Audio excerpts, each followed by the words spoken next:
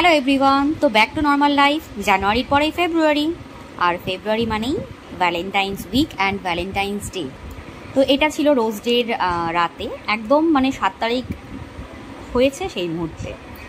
তো এই ফুলগুলো আমি আমার বরের জন্য নিয়ে এসেছিলাম, বাট ও আমায় দিচ্ছিল, যার জন্য আমি এরকম এক্সপ্রেশন দিচ্ছিলাম।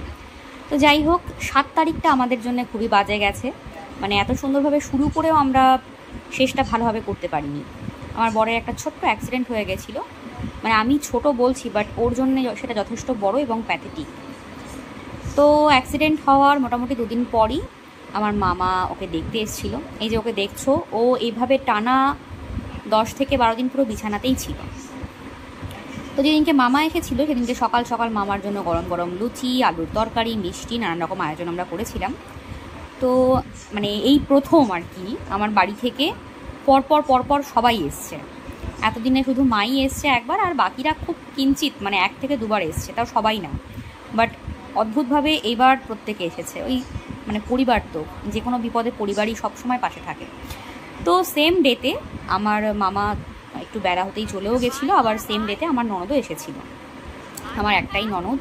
তো ভাইয়ের এরকম প্রবলেম শুনে, ভাইয়ের এরকম বিপদ শুনে সেও আর থাকতে পারেনি, সেও চলে এসেছিলো। তো মানে কারণটা যদিও ভালো ছিল না, মানে যে কারণে সবাই আসছিল, বাট সবাই একসাথে থাকলে অটোমেটিক মন কিন্তু ভালো হয়ে যায়। তো আমার বর একদমই ফল খেতে পছন্দ করে না, বাট কিচ্ছু করার ছিল না, মানে কি জোর জবরদস্তি খেতেই হতো। আর দিদি আসলেই ওর আবদার থাকে এই পকোড়া খাওয়ার। তো দিদি নিজের হাতে ওর জন্য পকোড়া বানিয়ে দিয়েছিল। তো সবাই মিলেই সেটা খেয়েছি খুব আনন্দের সাথে। দেন আমি একটু দিদির সাথে বেরিয়েছিলাম বাজারে যাওয়ার জন্য। আমার কিছু জিনিস ঠিক করার ছিল, মানে আমার কিছু ঘড়ির ব্যাটারি লাগানোর ছিল।